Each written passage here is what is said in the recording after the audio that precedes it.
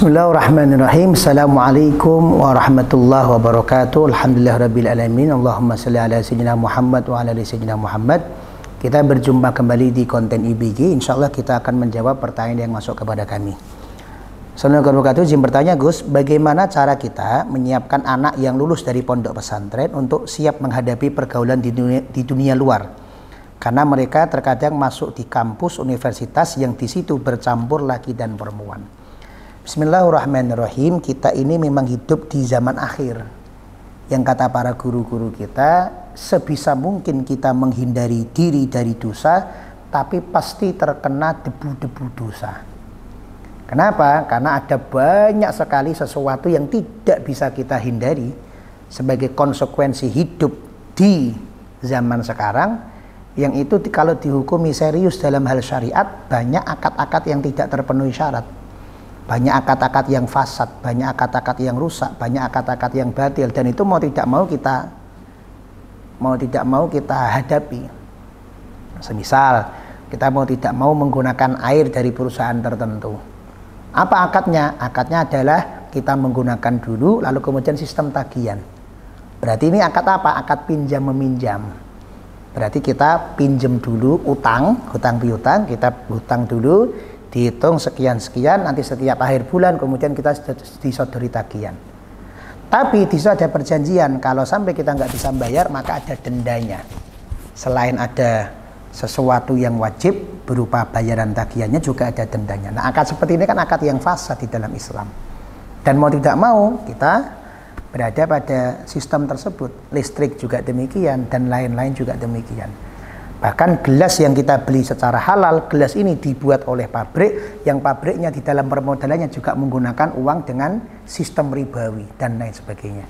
Baju yang kita pakai, karpet yang kita duduki, dan semuanya itu memang sulit sekali terhindar dari debu-debunya dosa. Termasuk tentang sistem pendidikan yang sekarang ini bukan cuma di kampus-kampus negeri, tapi juga di kampus-kampus yang bernamakan agama sekalipun, itu juga tidak bisa terhindar dari yang namanya bercampur antara laki dan perempuan. Maka kembali kepada kaidah fikih, ma la yudraku kulluh la yutraku kulluh.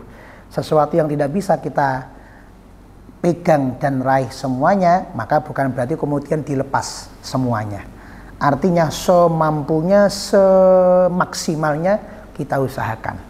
Maka kaitannya dengan anak-anak kita yang dari pondok pesantren, kemudian mereka mengabdi di dunia luar, dalam dunia pendidikan, dalam dunia kerja dan lain-lain, maka tegaskan kepada mereka tentang batas-batas halal dan haram.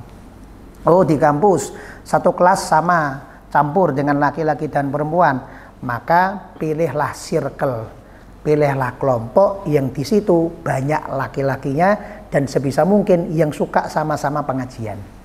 Nah, jadi berangkat bareng-bareng pengajian itu suka mereka. Berangkat bareng-bareng ngaji suka. Kenapa? Karena al-arwahu junudun mujannadah, kata Rasulullah.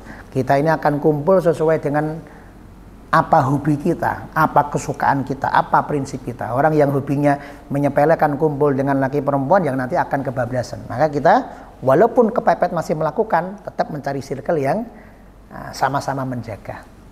Lalu kemudian dijelaskan, ini batas yang tidak boleh, ini batas yang boleh. Kemudian dihindari kerja kelompok sampai terlalu malam, dihindari anak-anak perempuan kita bisa kerja kelompok lebih dari jam 8 malam misalnya. Kemudian keluar, kita tahu temannya, kita tahu ia sedang bersama dengan siapa, kemudian kegiatan-kegiatannya kita minta untuk difotokan dan lain-lain. Dianggap protektif tidak apa-apa, itulah tujuannya orang tua. Bagaimana orang tua tidak protektif kepada anaknya, sedangkan anak adalah harta yang paling berharga. Kita punya emas saja kita taruh di brankas dikasih pin. Kita punya uang saja kita taruh di bank yang paling terpercaya. Masa kita punya anak tidak kita protektif? Nah, protektif tersebut didiskusikan dengan anak. Nah, Bapak pokoknya tetap pengen kamu kuliah, tetap pengen kamu belajar, tetap pengen kamu kerja, tapi batas-batasnya A, B, C, D, F, G. Sehingga sebisa mungkin dihindari ikhtilat, campur, yang kemudian menyebabkan senggolan kulit. Kemudian yang kedua, berkumpul pada ruangan yang terlalu sempit dengan jumlah yang terlalu sedikit, satu laki-laki satu perempuan atau dua laki-laki dua perempuan. Kumpullah dengan jumlah lebih dari 7 orang, lebih dari 8 orang. atau kumpullah di kelas. Ketika mau bikin kerja kelompok, jangan bikin kerja kelompok di kos yang ada lagi perempuannya, bikinlah di tempat makan, bikinlah di restoran, bikinlah di public space dan lain sebagainya. Hal-hal seperti itu yang saya yakin panjenengan sebagai orang tua insya Allah juga memahami tentang apa-apa batas moral etika agama yang bisa kita tekankan kepada putra putri kita. Selebihnya itu tetap kita minta kepada Allah Subhanahu wa taala agar Allah senantiasa menjaga putra putri kita dari berbagai macam dosa dan maksiat. Terima kasih, semoga dapat menjadi jawaban yang lengkap buat kita semua. Assalamualaikum warahmatullahi wabarakatuh.